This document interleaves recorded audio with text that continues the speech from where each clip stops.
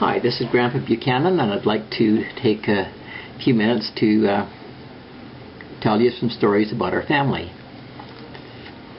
The Buchanan family lived in Northern Ireland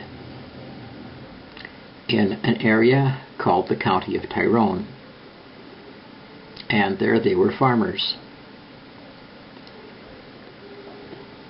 Like most farmers in Europe in those days, they would not have owned their own land, but rather they would have leased the land, rented the land from a landlord who would have been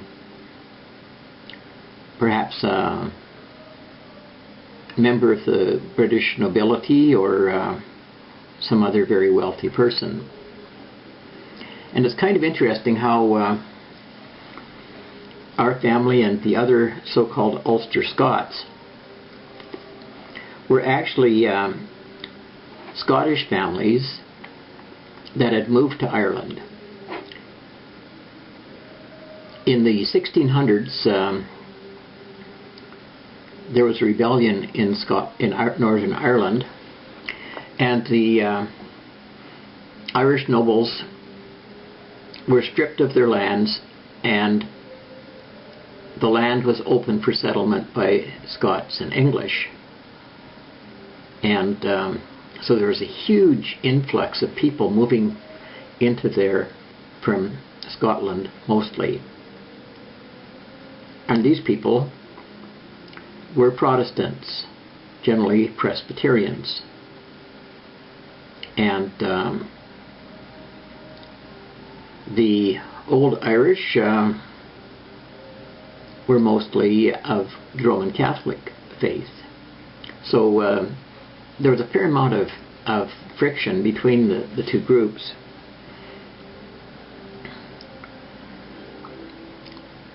Our story basically starts in 1815 when we find Andrew Buchanan and his wife Jane attending the Derg Church of Ireland for the christening of their new baby. And we continue to see them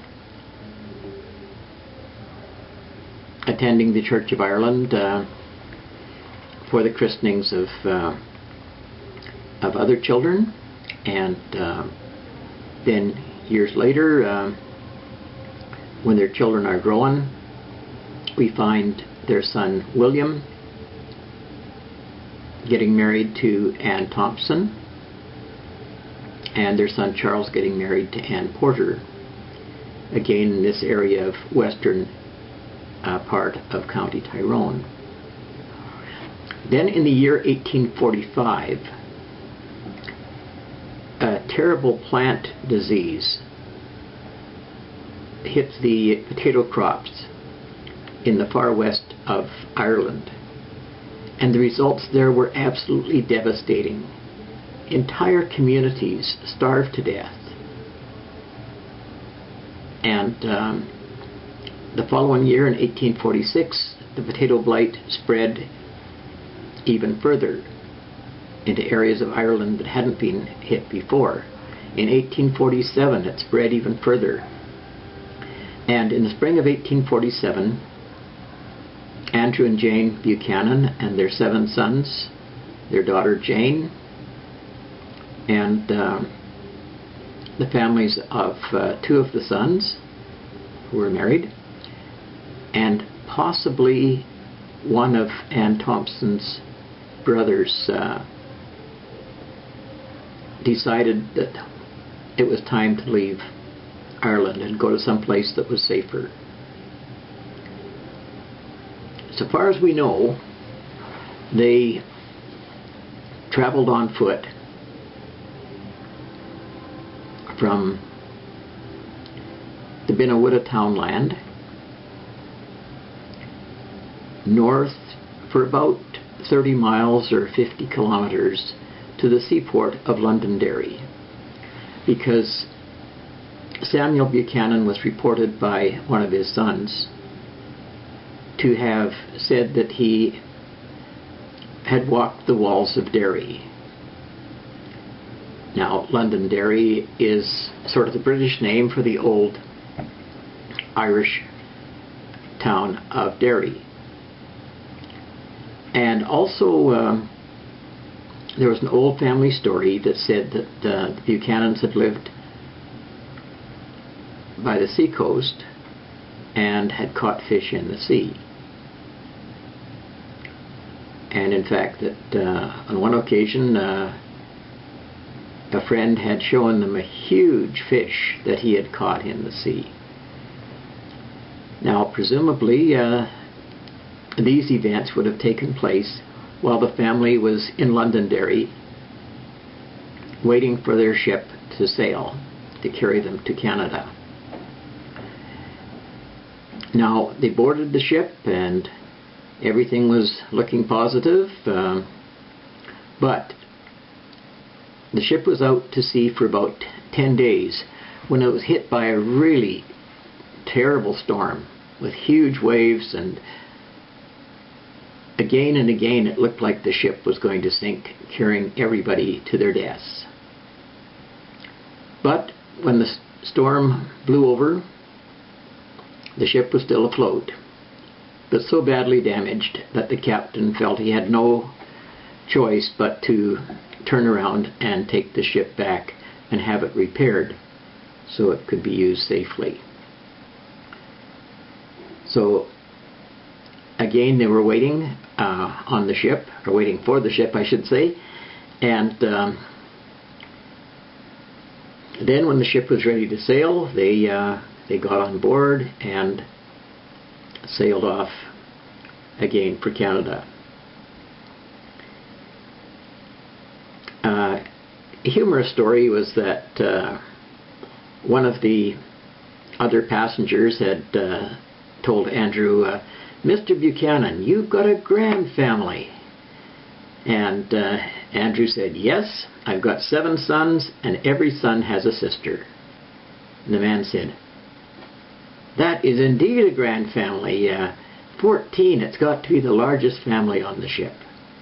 Well, in actual fact, they had 7 sons and 1 daughter, so each of the sons could claim the same sister. But it shows, you know, the wit, the humor that this ancestor had as they were on this lengthy voyage. And it was lengthy. Since it was a sailing ship, it had no motor, it was dependent upon the wind and the sails to carry it where they needed to go. And as they were sailing, a plague of what was called immigrant fever, what we now call typhus, broke out, and many of the people on board became sick. When the ship arrived at Gros Isle, Quebec, which was the quarantine station for the British colonies of Canada East and Canada West, what we now call Quebec and Ontario, the quarantine station was already swamped, had more ships than it could possibly handle, and sent them on to Kingston, Ontario, to be in quarantine. And while they were there, Andrew the father died, and also William and Anne's little baby girl died as well, and both of them were buried there in Kingston. The good people of Kingston did a great deal to help the sick and dying and hungry people that arrived there. Kingston was just a village at the time, and the people made a great effort to care for and help the Irish people that were arriving there, and they really deserve a great deal of credit for doing so. After being quarantined for, I've heard, 3 or 4 weeks, the family was allowed to leave. They went to the Escasing area of Ontario, where the men were able to find employment in the grain harvest. And when harvest was over, they continued on west into unsettled territory, basically. Well, they stopped at a place called Northeast Hope, where there were Irish people, and Jane and her daughter and the other women and children stayed there. Well, the men went on north to about 20 miles or 30 kilometers north of Stratford, into land that was unsurveyed. It was just raw crown land, what was called the Queen's Bush. And there they built shanties and cleared land. And then in the new year, the women and children came, and so they were together there. Now, the area where they settled was originally called Buchananville because there were all of these Buchanans settled right next to each other. And then when the post office was put in, the post office was given the name of Donegal. And so that became the name of their community. And the family lived there and built up their homes and were there for a number of years. And then about 1879, very little bit with some families, but basically 1879, several of the families moved west by train to, well, as far west as the train would take them, which was Fort Garry, which is now Winnipeg. And then from there, they went by covered wagon to the area around where Neepawa, Manitoba, is now located. And there they became pioneer settlers again. In this close-up map of the western part of County Tyrone, Ireland, you'll find certain places marked. Up here is the town of Castledurg, and this would have been the town that the Buchanans back in the 1810s and 1820s went for all of their market purchases and so forth. And it's also where they would have gone to church. And it's in the Derg Church of Ireland that some of the children were christened. You'll notice that basically south about 4 miles is a townland, a little piece of rural property that is called Learmore. And this was identified as the residence of the Buchanan family at that time. About another 6 miles due south, we come to a townland called Binnawooda. And this is where they were living in the 1840s when their sons William and Charles were married. And presumably it is from here as well that they left for their journey to Canada, that they would have traveled basically north from here to the seaport town of Londonderry, where they would have caught the ship that took them to Canada. The first ship, the first time, of course, they were only out about 10 days when a bad storm damaged the ship and almost sunk it, and they had to return for repairs. On the second try, after the ship was repaired, they made it to Canada, but a plague of what was called immigrant fever, what we now call typhus, broke out on board, and among the people who died as a result of that illness was the father, Andrew Buchanan, and son William's little baby daughter, whose name we don't know. and they were buried in the Kingston Pioneer Cemetery to the best of our information. Again, records are somewhat scanty. Also of notice here is this parish to the